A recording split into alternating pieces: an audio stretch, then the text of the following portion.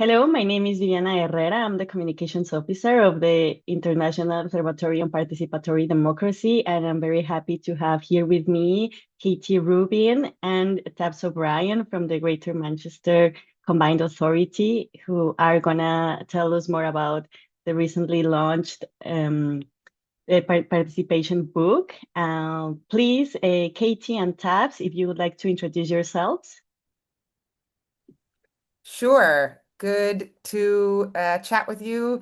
I'm Katy Rubin. I don't actually work with the Combined Authority or for the Combined Authority. I partnered on this, so I'm a legislative theater practitioner and generally a creative civic strategist working with local and regional and national governments on creative participatory processes. And have been working with the Greater Manchester Combined Authority on various legislative theater and other efforts for a while. And then we worked together to create this new participation playbook. That's me. Hello, my name's Tabz O'Brien. I work for Greater Manchester Combined Authority. So we're the regional government, which covers 10 different local authorities across Greater Manchester. And my role is focused on our strategic priority, which is called Live Well, which is focused on everyday support for everyone across every neighbourhood and really embedding kind of community power and participatory approaches at the heart of regional government and service delivery and design. Thank you very much to you too. Can you please remind our community about the Legislative Theatre for Greater Manchester Homelessness Prevention Strategy, the winning practice of the 16 OIDP Award Best Practice in Citizen Participation, please? Sure. So I can go first. There were many, many people involved in that alongside myself and Tabz. So that ran from early 2020 through 2021. And it was a co-creation process for Greater Manchester's first ever 5-year homelessness prevention strategy. So the goal of creating a 5-year homelessness prevention strategy for the whole region was also new. I think it was England's first regional homelessness prevention strategy. And preventing homelessness had been and still is a big focus for the mayor of Greater Manchester, Andy Burnham. So that was kind of part of ongoing work to reduce or end homelessness in Greater Manchester, which is a really important issue really across the UK and internationally. And there was sort of interest in kind of taking co-production, right? So people with lived experience of homelessness working alongside policymakers to the next level at this point back in 2020. And that was why the Combined Authority looked to use legislative theater. So just kind of a really quick scope of the project. There were 3 priorities around ending homelessness. And so we ended up working with 3 different groups and making 3 plays around those 3 issues. Those were multiple disadvantage, so kind of how different identities and needs intersect with housing insecurity, funding and commissioning cycles, so how people are involved in deciding what gets funded, what gets evaluated in terms of housing and support programs, and then structural racism intersecting with homelessness and other barriers. And so over that year, there were about 35 people with experience of homelessness who are residents of Greater Manchester who all created plays to articulate the policy challenges around those issues, and then hundreds of other people, policymakers, neighbors, other people affected, people who work in the sector came to performances. Of course, it was during COVID, but the strategy had to happen. So we had to really innovate, and we ended up having the audiences online in live Zoom events and the actors in person. And we did the interactive process where the audience members actually test out ideas and improvise with the actors in order to develop their policy ideas. We did it all with screens and microphones, and it was very complicated but wonderful. And then everyone could test out ideas, analyze those ideas, debate them, and then submit proposals that were narrowed down, deliberated, and amended further, and then put to a vote. And then there were commitments to action. So, yeah, and that led to 23 proposals from that process being integrated into the 5-year prevention strategy. I'll pass it to Tabz for anything I forgot. I think that was really comprehensive, yeah, and it's really taken me back to that time. I think, as Katie said, it was the first time we had co-produced fully and used kind of participatory methodologies for strategy development at a regional level. And as Katie said, 23 of those proposals went into the strategy, but more than the proposals, the kind of the values and the principles of co-production and participation and doing things with communities and citizens and residents was kind of embedded into the strategy as well, which really gave us a great foundation for where we are now, which I'm sure we'll go on to talk about in a second. And then the whole process we submitted, and we won the global award, which I think is the first time that anyone in the UK had won it, but you can correct me if I'm wrong there. Thank you very much. Can you also explain the evolution between winning the award and the inauguration of the Live Well initiative? And also, if you want to pass to also talking about the Playbook and how it aims to support local and regional governments, community groups, and basically all champions of participation. So I think there is a massive correlation to kind of winning the award and the development of the Greater Manchester Homelessness Prevention Strategy and doing that in a participatory democracy way, I think gave us a real kind of confidence that we can kind of do more of this. So we started in that kind of strategic policy area of homeless prevention. And we won the award, and then we really used that to kind of share that learning more broadly, kind of regionally, and build the kind of capacity and capabilities to do more of that in different areas. So we tested it out in different areas, and then we started to kind of develop what would a whole kind of participatory strategy look like, and how could we embed this within our mayoral strategy and Greater Manchester Combined Authority strategy around Live Well. So how can we embed community power and participation within a whole manifesto priority? So I think that there was a real kind of trajectory there, which enabled us to kind of get commitment in our Greater Manchester strategy to do this more across the board, not just in one area. So yeah, I don't know whether you'd add anything to that, Katie. Yeah, I would say I think there's sort of two directions that it went. So for example, winning the award, I think also, well, the kind of this project in general, the homelessness prevention strategy using legislative theater, and winning the award really kicked off a lot of legislative theater around the UK on other issues, housing and many other issues, climate justice, urban planning, disability rights, youth mental health, cultural planning, really lots and lots of issues. And so the kind of awareness and attention, to Greater Manchester kind of spread out around the UK, from Glasgow to London to the south of England, and really Birmingham, all over the place. And I think that sort of ripples back to Manchester, right? In that sense of feeling confident, but also feeling proud. So that, and when we won the award, we had a party a few months later. I think it was 2 months later, we had a party, a public party in Greater Manchester that the kind of thrown by the mayor, in sort of and by the GMCA, and there were 100 people there. And all the actors who had been involved, all the stakeholders were invited. We fed everybody lunch. We held up the award. Mayor Andy Burnham came to speak.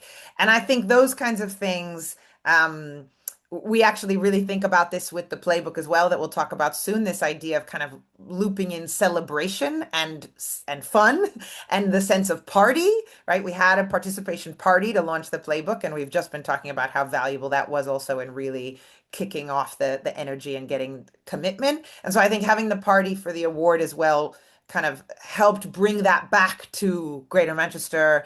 And really, there were 5 of us who went to Grenoble, which was amazing that 5 of us got to go. But that 5 of us included 2 people who had been actors in the project, people who worked for the GMCA, myself as a kind of process designer. So people felt represented across the project, I think, throughout that process. And then lots of those folks who, who were part of the process, the actors, people with experience of homelessness, continued to stay involved in participatory work to create the action plan. We did a kind of participatory process of checking in on the progress of the homelessness prevention strategy 2.5 years in.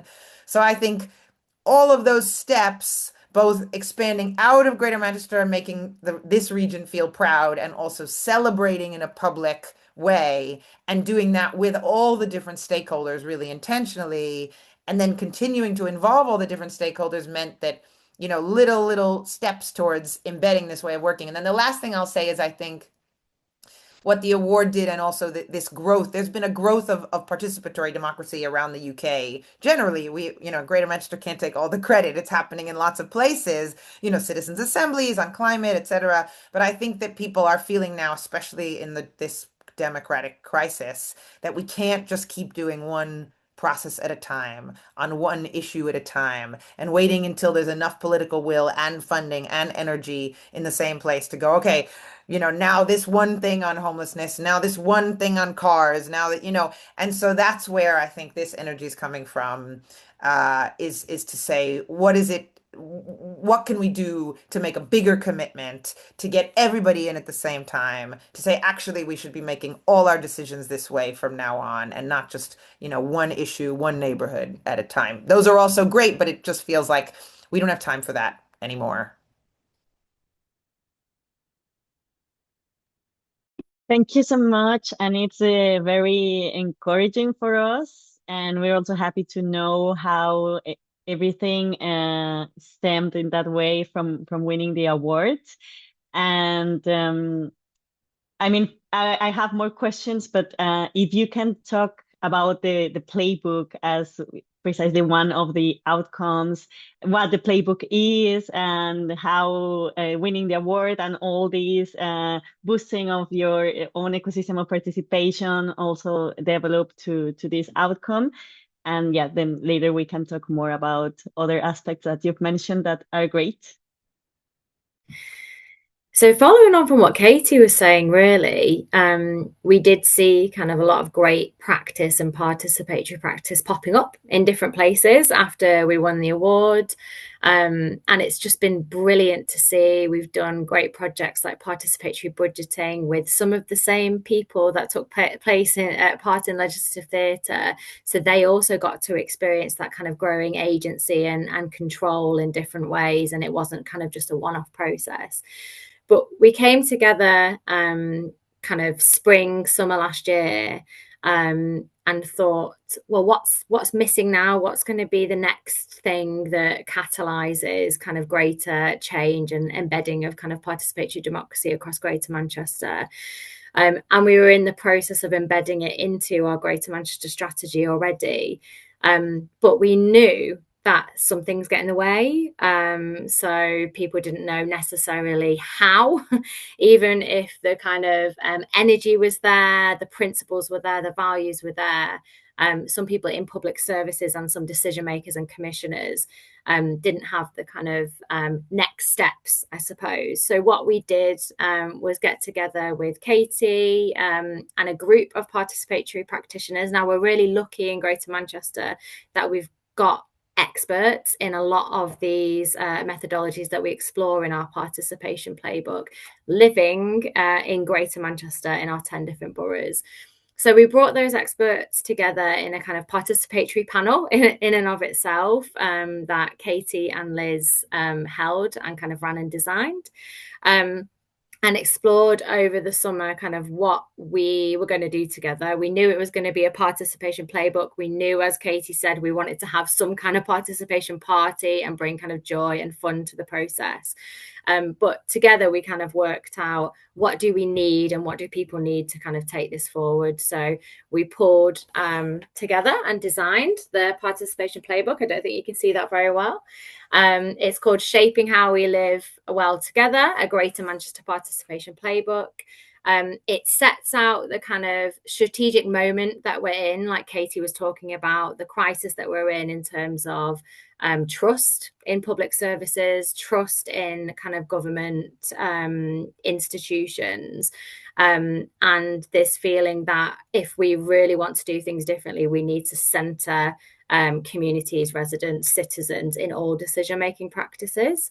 So in the playbook, we've also got a kind of I suppose an opening as well from our mayor, our Greater Manchester, Andy Burnham, where he talks about not just devolving power to a city government, but devolving it to people in neighbourhoods. So I think that really kind of revitalises where we're going next as well.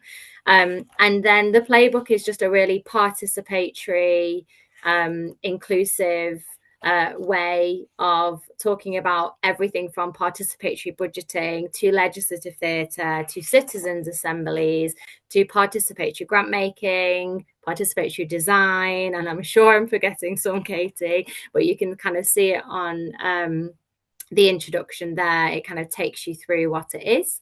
It also kind of talks about the core kind of principles and values as well that underlie it. And we had a bit of a game motif going through it in terms of like making sure that the fun and the joy and the kind of action was embedded throughout it. So at the end, you'll also be able to see kind of how you make it happen, how you start the kind of participatory game box, and kind of tools for getting conversations going on an everyday basis as well.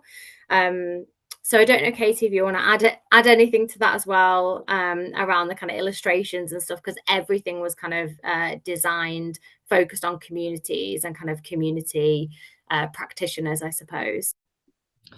Yeah, and just to say, well, a couple things. One more shout out actually to IOPD, because I was in the conference in Malongo last year in Portugal, and I went to a session from the state of Nuevo León in Mexico, and they were showing us a game that they've been playing with their residents to plan for the future, and they also then gave me these little booklets that they had made about participation in their region, and there was this beautiful one I loved for children with these little bug creatures who do different values of participation. And then there was one that was examples and one that was sort of best practices. And so those kinds of things, like that was an inspiration for us thinking, look at a whole, a state or a whole region kind of making this commitment and really celebrating participation. And so it was really important to us to say, from the legislative theater to other things like Tabz is talking about participatory budgeting, lots of things are already happening. And there's a history of community power and community organizing in Greater Manchester. That's part of its story, right? Of the beginning of cooperative movements and sort of a labor history, the beginning of the Guardian newspaper. That's all part of the story here. The worker bee, right, is the symbol, and there's sort of this community power story. And so we wanted to make sure that even when we were making this playbook, we weren't saying we're inventing any of these things. So the local examples are really important to say we're emphasizing and we're kickstarting and we're encouraging, but we're also uplifting and celebrating what's already happening. And so I think that really helped also people feel welcomed in, because at the party, at the launch party, people saw pictures of their own processes in the playbook, and they learned things they didn't know about. And I think that also sort of makes it makes it land and kind of people can feel both that it's not saying, oh, this is some brand new thing. Actually, there's a tradition of it, and yet we can do it more, and we can do different things, and we can help each other. And one of the things that we've done is create also an additional resource toolkit. So they're all online on the Live Well website. So there's this playbook, and then we've got a directory of practitioners, which I'm not sure how many other regions have also. And that's something, because it's a smaller document, we can update regularly, so that really any of the local leaders from the local authorities or the Greater Manchester Combined Authority or the big charities or whoever's making a decision that wants to do it in a participatory way now can go, I need help running a participatory budgeting process or running a citizens assembly or doing a design process. Who can I call on for help? And there's also links to more in-depth toolkits that come from lots and lots of places, other organizations that we wanted to give credit to and bring people to. So it's sort of the idea that the playbook is just an entry. You're going to still need support, and we're also connecting you to folks. So there's 40 organizations and individuals who run participatory processes who are listed in that directory, which again also kind of makes it feel like, this moment, this effort is expanding access and celebrating and uplifting and bringing together everyone who does this already. Thank you very much again, Katy and Tabz, and thank you very much for the shout out. We're really happy that our gathering, no, our annual gathering of the conference is really inspiring you and giving you feedback. And it's talking directly to this initiative that you are moving forward, bringing forward. And Katy and Tabz, you've already been mentioning it, but can you build on more on the role of the community groups and residents in shaping this playbook? And also if you want to talk about the evolution and the tradition that you mentioned as well, Katy. Sure. So like Tab said, we already knew if we were going to do a participatory playbook, we had to do it in a participatory way as much as possible. Both because that's the most ethical way to do it, but it will get the best results and it will, again, have the most legitimacy across the community. Greater Manchester has 2 million residents, really diverse places. We need to bring those in as much as possible. So, for example, 2 million residents and 10 local authorities. We won't get into the detail, but Greater Manchester Combined Authority as an entity is pretty recent. So it's really important to highlight those different local authorities and not confuse sort of just Manchester, which is the well-known city, with Greater Manchester, because they're all independent, localities, municipalities. So it was also important to us in the diversity of that team to make sure we had people who live in those different, areas. So at the participation party, it was really great that, 2 people said we're from Bolton and somebody else is from Rochdale. And so you're sort of geographically representing. And then we had this committee of folks who have led on these kinds of processes, but they also went to their colleagues to get input for the different sections. And then we all had to go to the different community groups who had led those projects and say, can we feature this project as an example? Let's make sure we get the details right. We wanted to make sure there was impact. That's really important because I think, in the UK for sure, but probably elsewhere, the question is, but what are these processes achieving? And are they actually an efficient way to make policy? So that's really important to us, that we're saying, yes, it's the right thing to do, but also we get better results, and we do get results, and sometimes faster and sometimes cheaper, sometimes not, but, sometimes slower and sometimes more expensive, but we get results.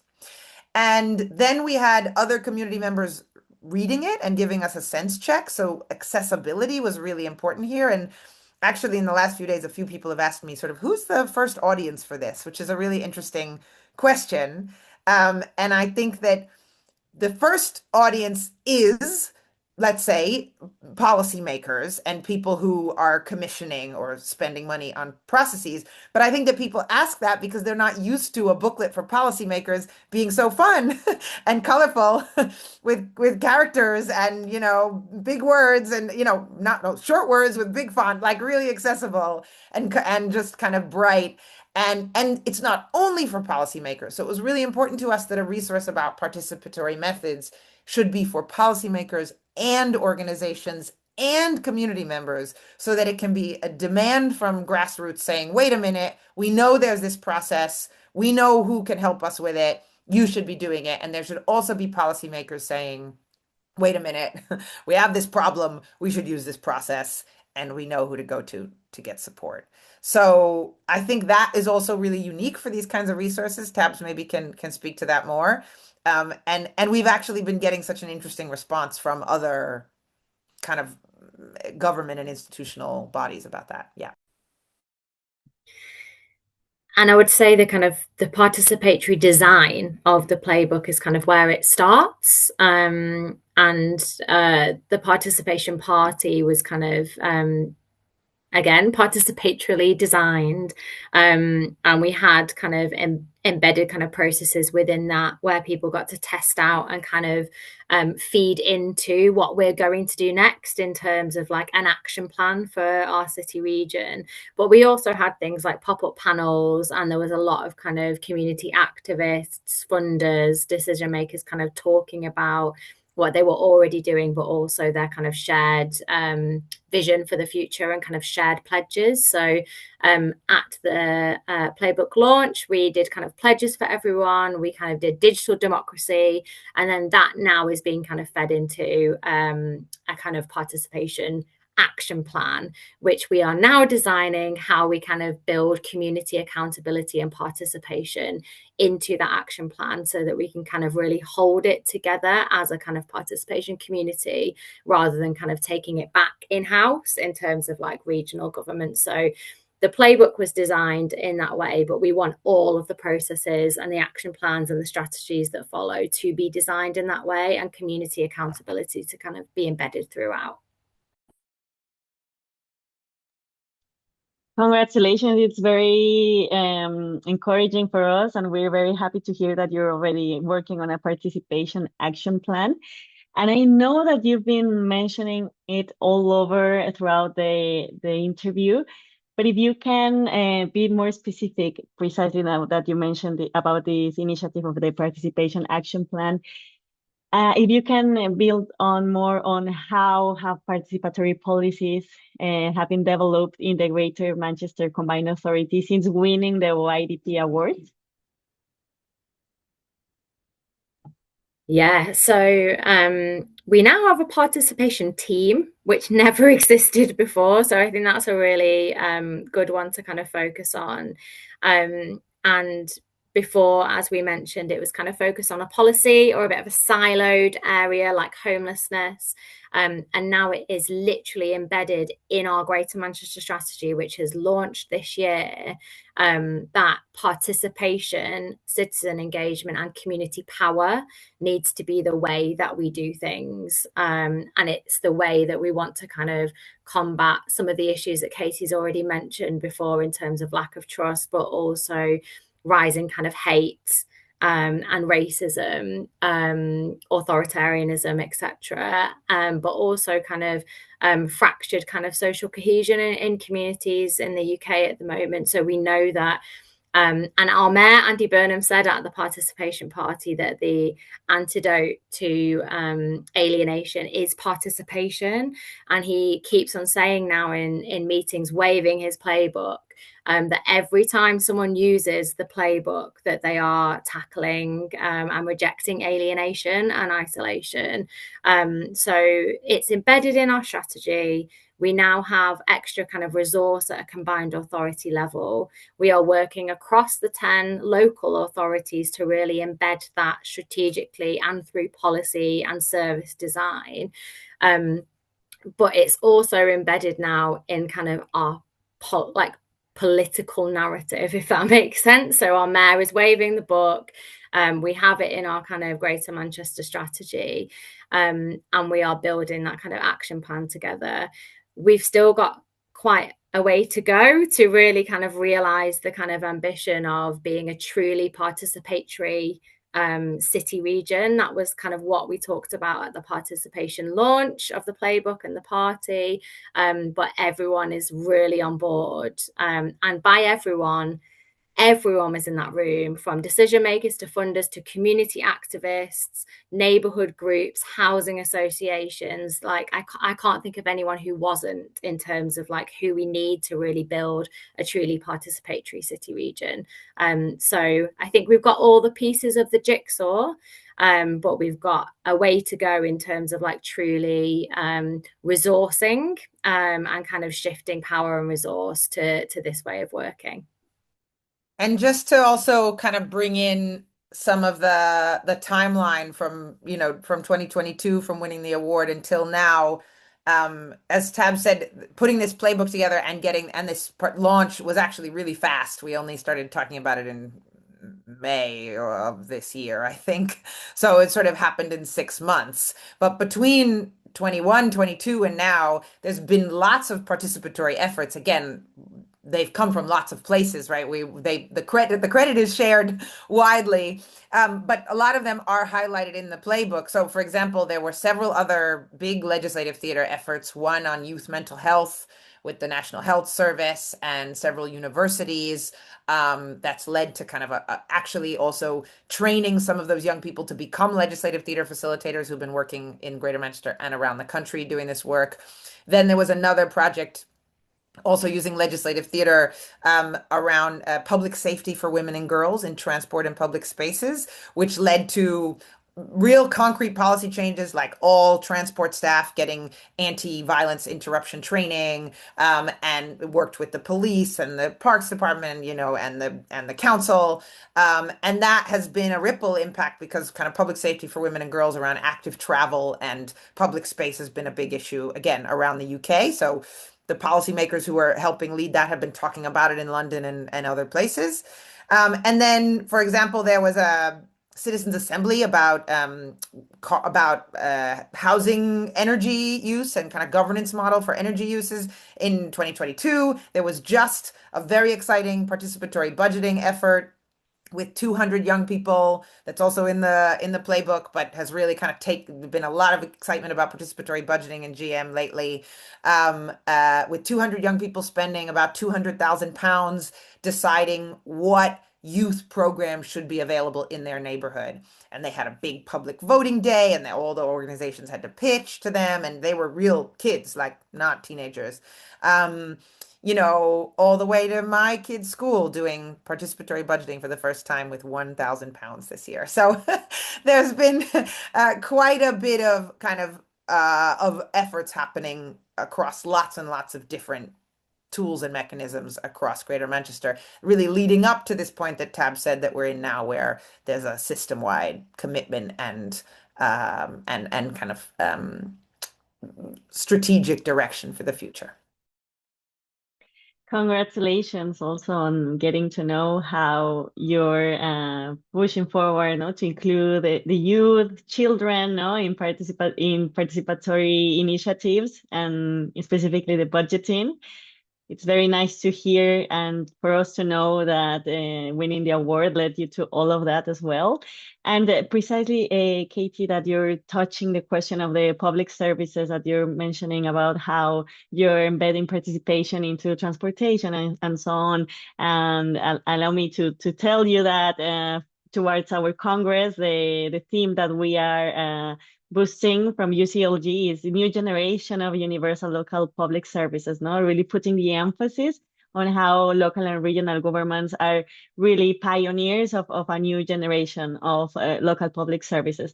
Can you two both elaborate more about how participation is pushing forward this new generation of local public services? Yeah, well, I think that's Live Well. So that's what we're doing in Live Well. So Live Well is our kind of city region commitment to growing great everyday support in every neighborhood for everyone. And our approach is that it needs to be community led and system enabled. So whereas historically, when we talk about designing public services, it's people in nice buildings, kind of who know the policy inside out, kind of maybe doing a little bit of public engagement. We've kind of turned that on its head, and we've said it needs to start with communities and people, and then the system, the public services, need to then get in behind. So as Cormac Russell, a kind of academic and community organizer who talks about this, public services need to be on tap, not on top. So it starts with communities, and then public services come round the communities so that they are there. We know that the state is important and we don't want to lose that. But they need to kind of follow the lead of what communities need and want, because they are the ones that have the solutions and know what is needed in their neighborhoods, in their areas, in their communities. So the whole of our kind of Live Well strategy, vision, commitment is all about embedding community power and participation in public service design, delivery, evaluation and research, but also real kind of future thinking work around like, well, what do neighborhoods look like in the future? What do public services need to do? What is their function in the future?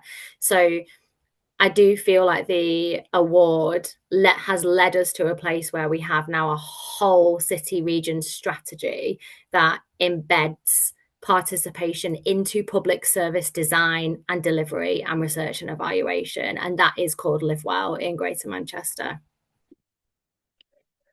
Yeah, this is an interesting question. I don't know exactly. I don't know the answer exactly, because I think that actually, so I work all over the UK and elsewhere, right? And I come in contact with lots of public servants, and or sometimes, I'm just thinking about a recent conference I presented at around transport, so walking, wheeling, and cycling, and kind of, it's 250 public servants working in that area from around the UK.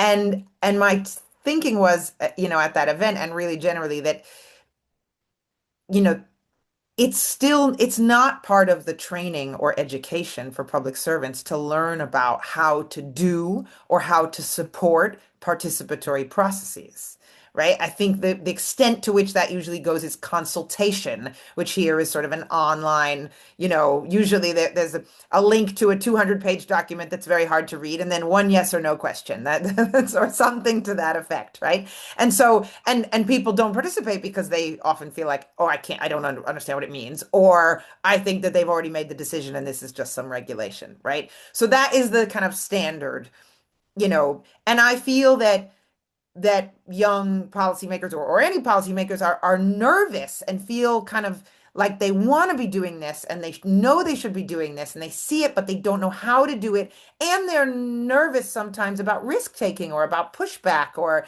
is this going to come up with solutions that, aren't allowed or aren't viable or aren't supported, or is it going to open us up to critique, or all these kinds of things.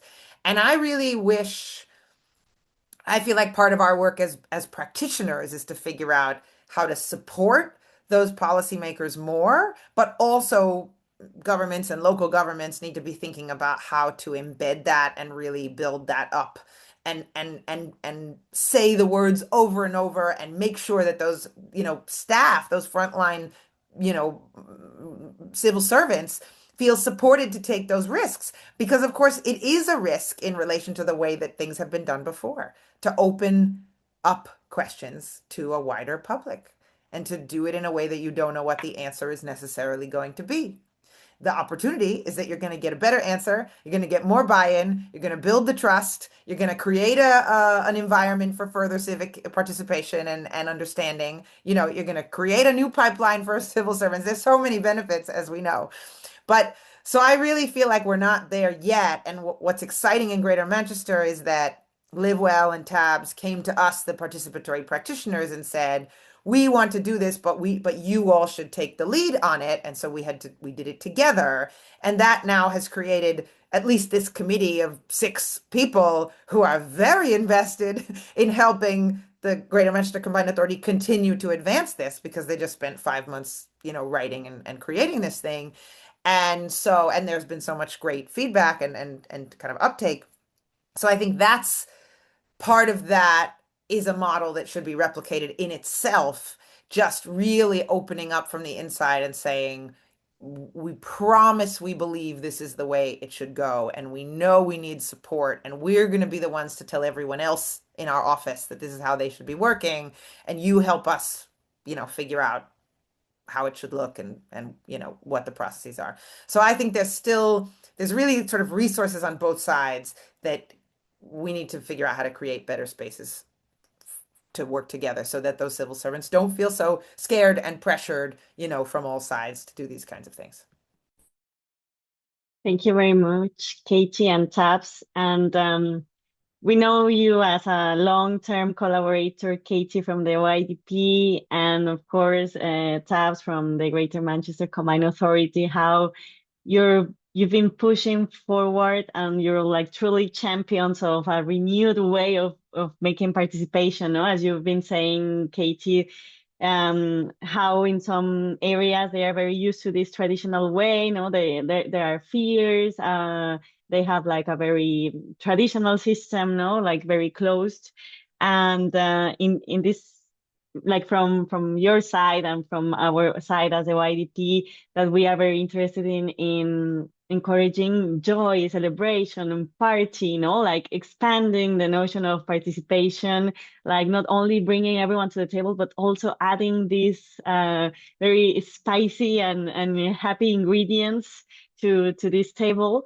So if you can tell us more about your experience working and pushing forward all these innovations, no? Because if something that we are where we're standing from right now, from the YDP, in the midst of these challenging times, or whatever we want to label them, no? These challenges that we have in front of us, this urgency for renewing democracy, for bringing more hope, and engaging people even more and more, like don't letting them buying the story that we cannot do anything to change things.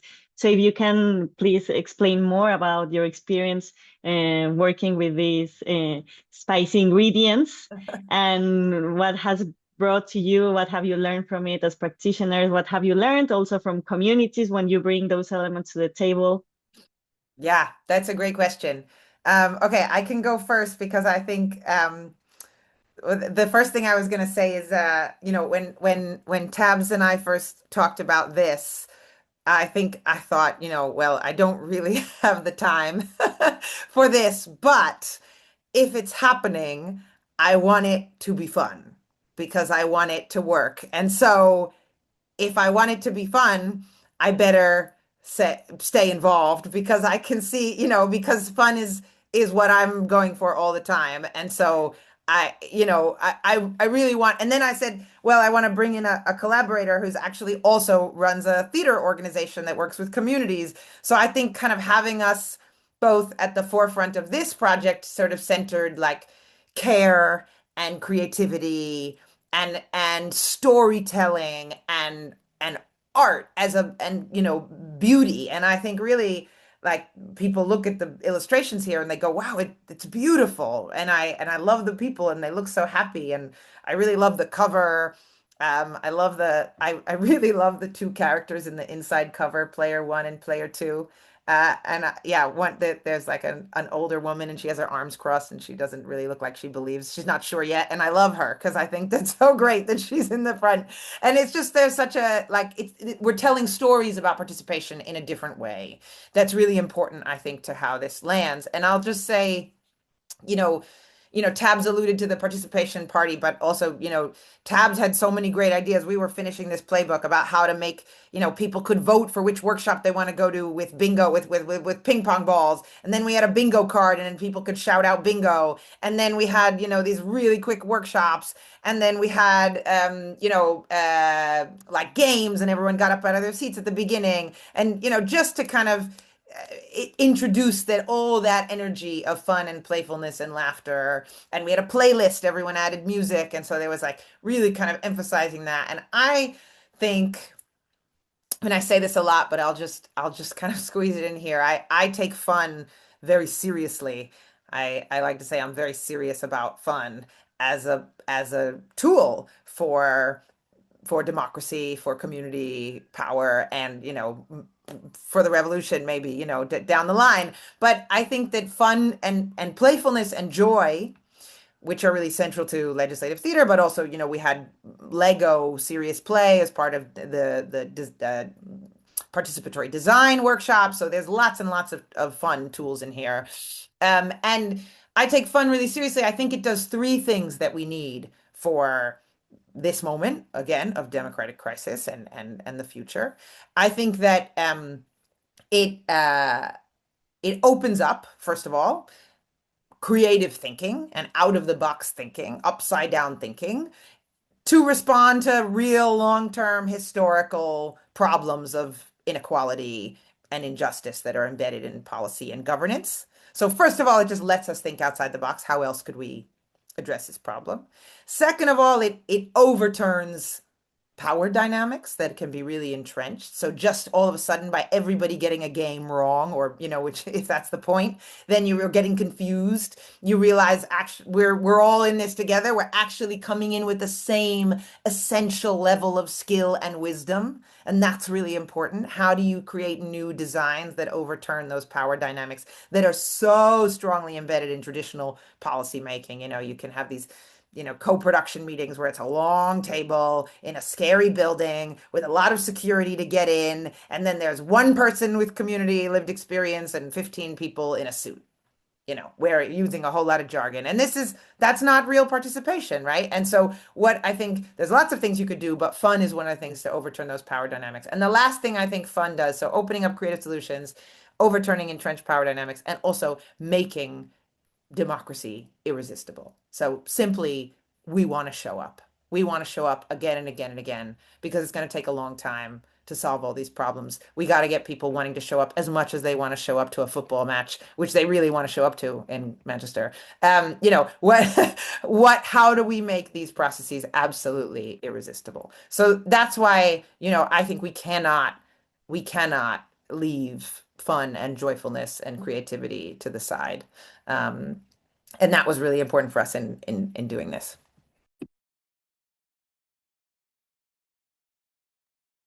Perhaps I wonder if you want to add something to this question.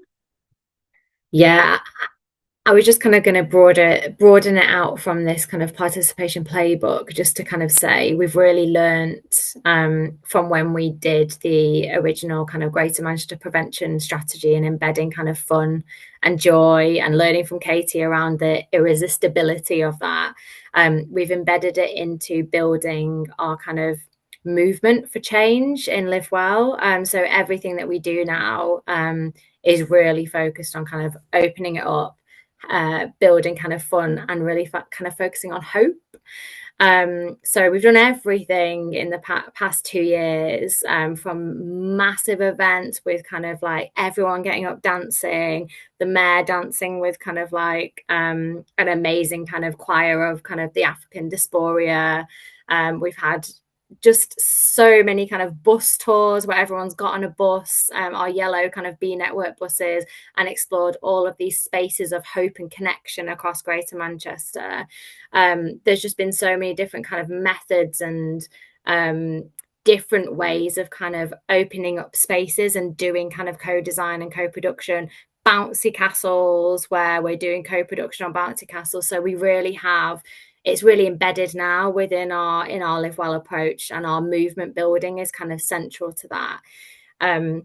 And one of the participatory practitioners who was involved in the playbook, Paddy, he constantly says, what you focus on, you magnify.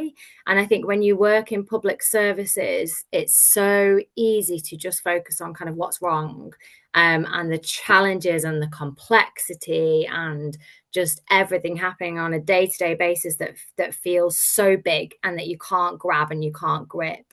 Whereas if you focus on kind of like what is right, what is strong, and the kind of hope, and you magnify that, I think that has been what we have been doing, and that has what the kind of playbook is going to continue to allow and kind of grow, because we're magnifying the hope, and we're magnifying the joy, and we're magnifying the fun, and we're magnifying the participation, rather than magnifying the problem. So I think that is our approach in and of itself, kind of embedding that into everything that we do, and we will continue to do that as we kind of spread and grow participation throughout the city region. And the only other thing that I would say on the hope point, because I think fun and hope go hand in hand, to be honest. When people have come to our big parties, our big events, our big kind of movement building events that I've just talked about from outside of Greater Manchester, they've been very confused, and the emails and the texts and the kind of questions that I've got after around, but this has happened today in the UK. How did you manage to get all of those people, 600, 1,000 people in a room dancing, being on the same page as the politicians, as the community activists, as the housing associations, as the public services? How are you managing to do this? Like, how is hope the main thing that people are talking about in Greater Manchester? And I think fundamentally that has been because we have embedded fun, joy, participation through what we're doing. And it does feel special and it does feel different in Greater Manchester, because hope is the key word that people keep on talking about. And going back to the participation playbook, that is the key thing that people kept on saying about this. It's giving them hope for the future. They can see the way forward. They can see how you can reimagine public services if you're opening it up and you're kind of embedding participatory democracy in that. So yeah, I would say fun and hope go hand in hand, and we are absolutely embedding both. Thank you very much. And same as you've mentioned, Katy, that you've got feedback now from our international community. How has the international community, but also like the national community, gotten feedback from you? Well, I think we, you know, that's a great question. We are also part of, these networks like OIDP, like People Powered, that, I'm a senior fellow at People Powered. I sort of support lots and lots of different folks and organizations using legislative theater around the world. And Tabz is a member, and so lots of, and other parts, people who worked on the Playbook are members of People Powered. So that's another community where we learn from each other, we contribute. I think that particularly in the UK, and Tabz again can speak more to this, I think lots of other cities are looking to this right now and saying, wow, you can make a whole city or a whole region commitment to participatory democracy, and you can do it loudly and in a celebratory way. And the GMCA has been getting requests to send out this playbook to all these different councils and parts of national government in the last few weeks. It only launched, 3 weeks ago. And so that's been amazing.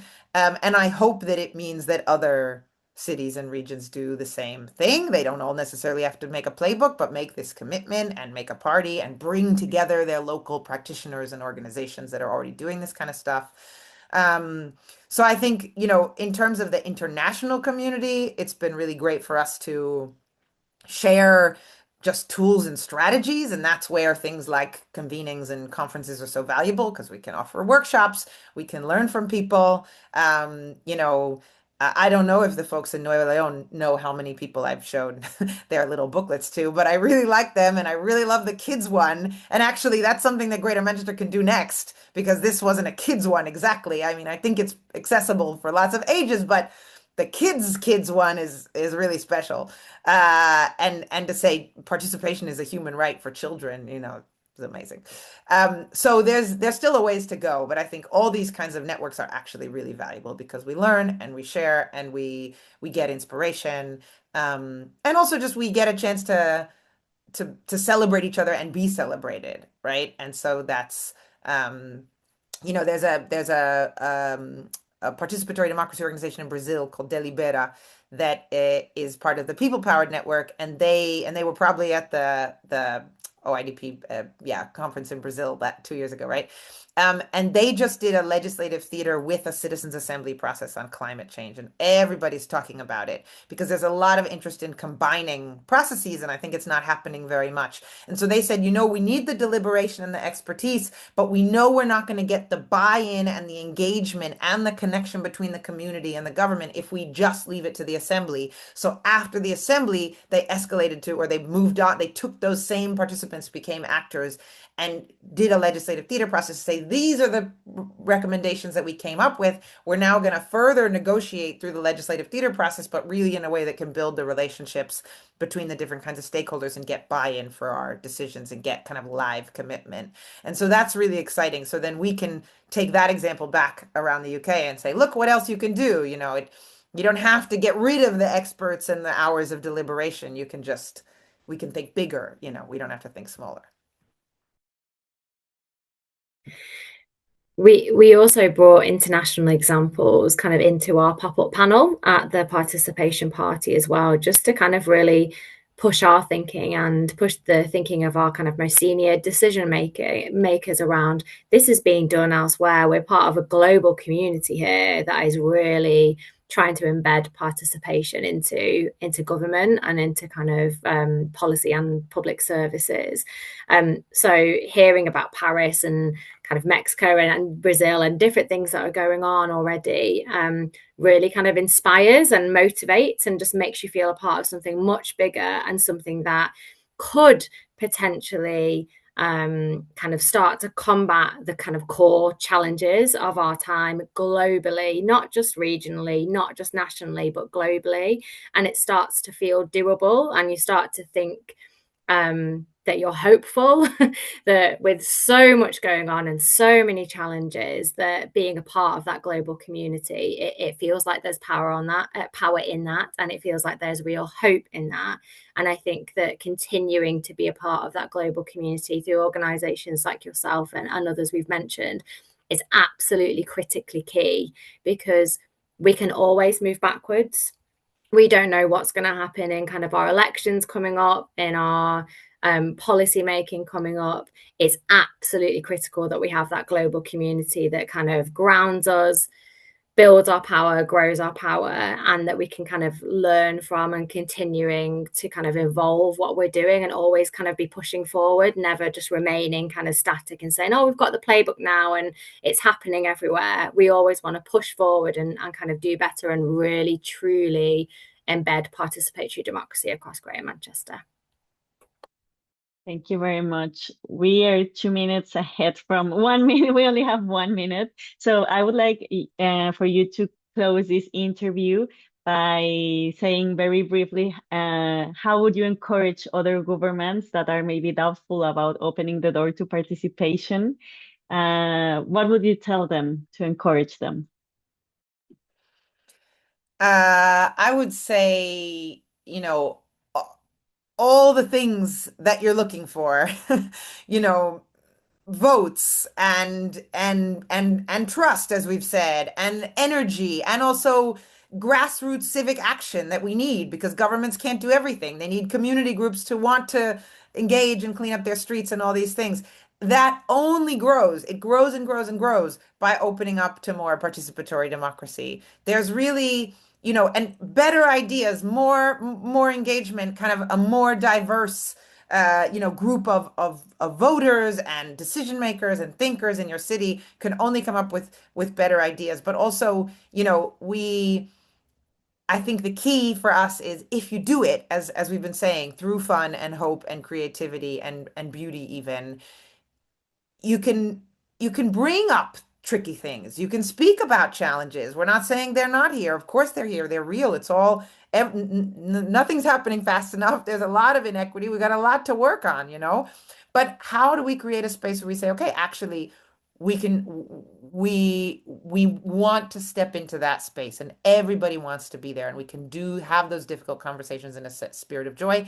That can happen through more participatory democracy. I would say, and I'm asked this constantly, but what I say is we've tried so many other ways over so many years, and we've still got challenges. Some have deepened, some have worsened. We need to try something different. And as the playbook says, now is the time to press play on participation. There has never been a better time to say, yeah, we're going to take this leap and we're going to try it, and we're going to see what opening up decision making looks like, to build trust, to kind of really tackle those kind of embedded and structural inequalities, there isn't really another answer than embedding participation. So the risk becomes not doing it rather than doing it. So now is the time to press play. I would also say you've got the playbook.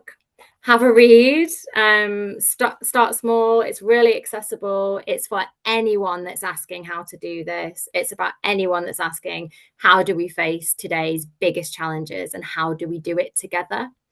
And you don't need any expertise. You don't need any understanding of kind of those processes. It's such an accessible way to kind of start that journey. And you can start by embedding everyday participation into your meetings, opening up spaces, and then just test out one of the approaches in the playbook and kind of see how it goes. If you're in Greater Manchester, obviously, get in touch with Katy and the participatory practitioners and the resources page that we've pulled together. But yeah, now is the time to press play. You've got the playbook, you've got all the tools from kind of organizations like yourselves globally, all of the global learning. The jigsaw piece is there. It's just for you to kind of take the leap. And it's more of a risk not to at this point. So yeah, good luck, I would say as well. And we're here to support you. Thank you very much, Katy and Tabz. We're also here to support you. Count on us.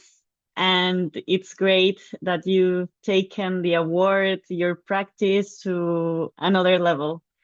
And it's great for us. We look forward to hear more great news from greater places such as Greater Manchester. And yeah, we're here to support you and to see what's next. Thanks very much. Thanks for having us as well.